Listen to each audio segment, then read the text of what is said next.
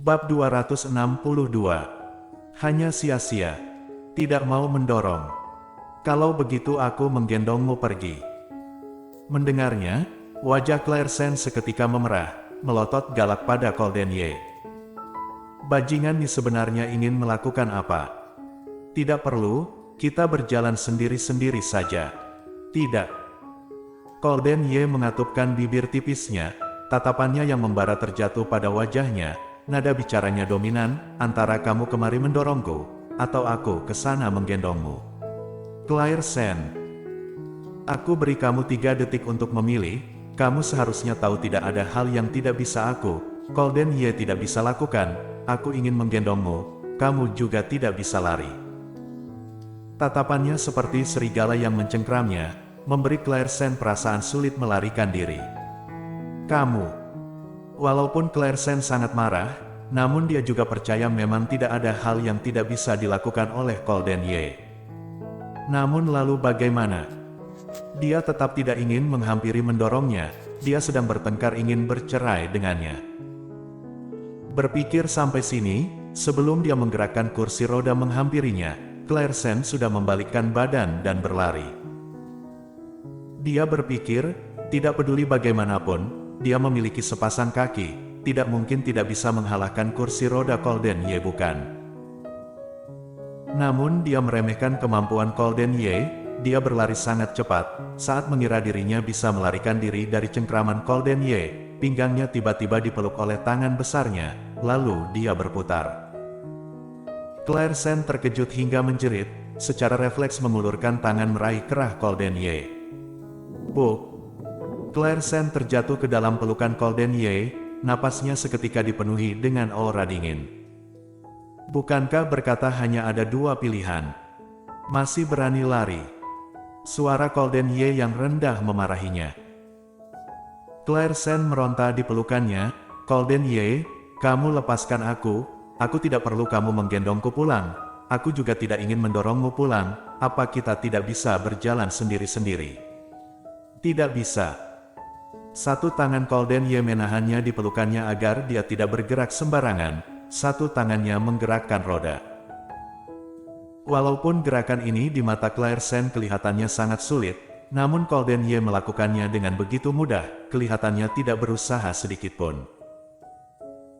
Claire Sen juga merasakan tenaganya yang besar, terkadang dia mengira tenaga pria dan wanita berbeda itu normal. Namun bagaimanapun Coldenye adalah orang cacat, namun sikapnya tidak seperti orang cacat. Termasuk tenaga dan bentuk tubuhnya, dan juga auranya. Tidak seperti seorang yang cacat bertahun-tahun. Coldenye, sebenarnya kamu mengerti keadaan atau tidak, kita sedang bertengkar akan bercerai. Claire Sen dengan marah mendorong dadanya sambil berteriak keras. Mendengar kata bercerai ini, rasa dingin di mata Coldenye menjadi lebih dingin lagi. Dia tersenyum dingin, aku juga pernah memberitahu kamu hidup adalah milikku, mati juga milikku. Bila permainan dimulai, asal aku tidak berteriak berhenti kamu tidak punya hak berkata berakhir. Jadi kamu selamanya adalah wanita milikku. Bercerai. Dia menundukkan kepala, tatapannya yang membara menatapnya, bibirnya mengatup ringan, sama sekali tidak mungkin. Selesai bicara, Coldenye mengernyit, teringat sesuatu, hari ini kamu pergi kemana? Claire Sen meronta lama tidak dapat lepas, masih terus dipeluk di pelukannya dengan erat, dia tidak punya tenaga meronta lagi, hanya bisa dengan marah berkata, kenapa aku harus memberitahumu? Tidak ingin bicara. Boleh juga, aku minta Arthur Xiao memeriksa saja sudah tahu. Selesai bicara, Coldenye tak disangka berhenti, lalu mengeluarkan ponsel menelepon Arthur Xiao, menyuruhnya pergi memeriksa. Claire Sen menatapnya sambil melongo, menunggu dia menutup telepon baru berkata dengan marah, kamu orang ini kenapa begitu dominan? Apa aku tidak bisa memiliki sedikit ruang untuk sendiri? Bisa, kalau begitu kamu katakan sendiri padaku. Coldenye mencubit dagunya, menunduk menatapnya, ingin ruang sendiri juga bisa, tapi aku adalah suamimu, kamu harus memberitahu aku kamu pergi kemana. Aku tidak akan memberitahumu, Coldenye, Aku hanya ingin bercerai denganmu. Aku juga sudah berkata tidak mungkin. Tangan Golden Ye yang mencubit dagunya lebih keras lagi. Jangan membuang-buang tenaga. Kamu ditakdirkan hanya bisa menjadi milikku, Golden Ye. Hati Claire Sen sangat pahit, bila dia tidak memiliki hubungan tidak jelas dengan Sally Han. Ucapannya ini mungkin akan membuat wajahnya merah dan berdebar. Tapi sekarang berbeda, setelah dia tahu perihal dirinya dan Sally Han, sekarang dia memeluknya, menyentuhnya lagi, hati Claire Sen sudah berbeda, dia sangat menolak dirinya. Namun dia juga tidak bisa berbuat apa-apa padanya, terakhir hanya bisa dibawa pulang olehnya ke kediaman keluarga Ye, dibawa kembali ke kamar.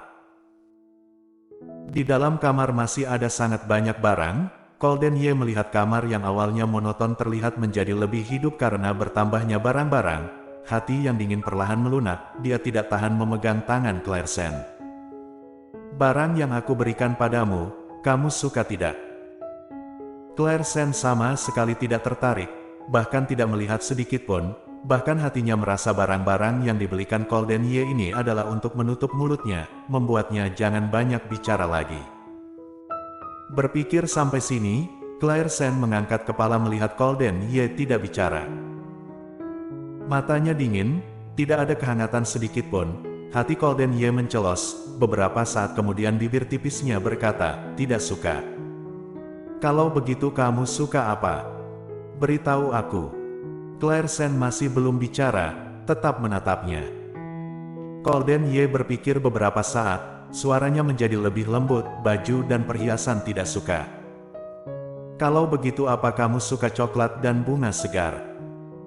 Arthur Xiao berkata padanya tadi sore, asal wanita maka tidak akan menolak pesona bunga dan coklat, dan juga rumah, mobil dan kartu bank. Puff. Claire Sen tidak tahan tertawa mengejek, bunga segar, coklat. Juga tidak suka. Golden Ye mengernyit. Arthur Xiao orang ini tidak bisa diandalkan, bukankah dia berkata wanita manapun tidak bisa menolaknya. Berpikir sampai sini, Golden Ye kembali berkata, kalau begitu membelikan rumah dan mobil. Memberimu kartu bank yang tidak terbatas. Claire Sen. Golden Ye, bila aku tidak salah ingat, saat aku baru menikah datang ke keluarga Ye, kamu merasa aku adalah seorang wanita yang mengincar harta. Namun kamu sekarang mempersembahkan barang-barang ini, apa kamu tidak merasa lucu? Mendengarnya, kening Golden Ye mengernyit semakin keras lagi, bibir tipisnya terus mengatup erat. Atau, di hatimu kamu merasa aku adalah wanita seperti ini, jadi hanya perlu menggunakan barang-barang ini untuk mengusirku saja sudah bisa. Sedangkan aku, harus sangat berterima kasih di bawah kemurahan hatimu. Logika apa ini? Golden Ye tidak mengerti bagaimana cara berpikirnya, dia menatapnya dengan tak senang. Wanita bodoh, apakah kamu tidak melihat, aku sedang menyenangkan hatimu? Tubuh Claire Sen bergetar, tanpa sadar menatap mata Golden Ye. Di saat itu seakan seluruh galaksi berkumpul di matanya, matanya bersinar seperti galaksi. Ucapan cinta yang begitu menyentuh. Bila tidak tahu dia ingin menggoyahkan pikirannya, mungkin Claire Sen akan tersentuh olehnya. Namun, Claire Sen tertawa, berkata pelan, Golden Ye, kamu hanya ingin menggunakan ini untuk menutup mulutku. Sayangnya, aku bukanlah wanita seperti yang kamu bayangkan. Untukku uang berarti, namun tidak begitu penting, itu adalah barang di luar tubuh. Kalau begitu kamu ingin apa? Ekspresi Golden Ye berubah menjadi serius, dia menyadari semua hal yang dilakukan hari ini mungkin hanyalah sia-sia. Bersambung.